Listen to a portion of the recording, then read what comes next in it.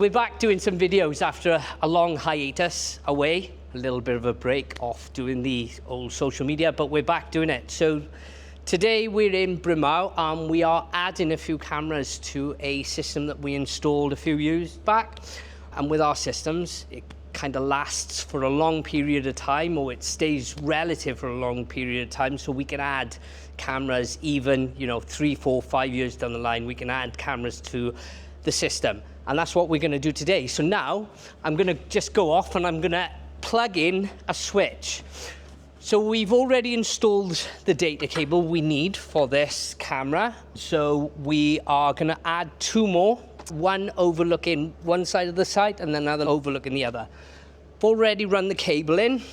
Because this camera is on a remote part of the site, meaning it's not connected by any cables, we've had to run a cable and a wireless bridge so that it will send the data for the camera from one building to another.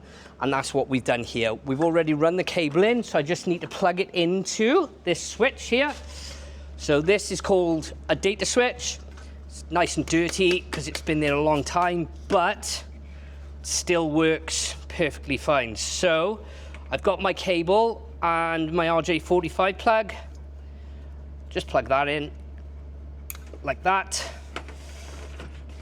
And then that can be tucked away back into that shelf. So it's nice and secure. Right, so this is a camera. This is the camera. That is shit they put in the camera. I'm gonna hand it to my lovely assistant. This is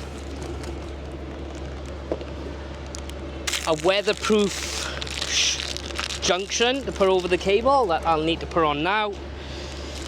I've got to take this apart, and you can't take this camera apart unless you've got one of these, which is a security key. So put that in there like that and screw it. Right, so now we've done that, we put the back plate on. I can make the connection here. So RJ45 goes into RJ45 female. Put the weatherproof for the water protection. So do all that up. Put the excess cable on the inside. Put this around. Hold it with your thumb.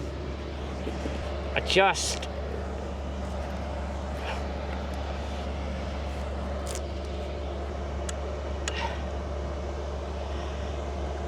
Lock it in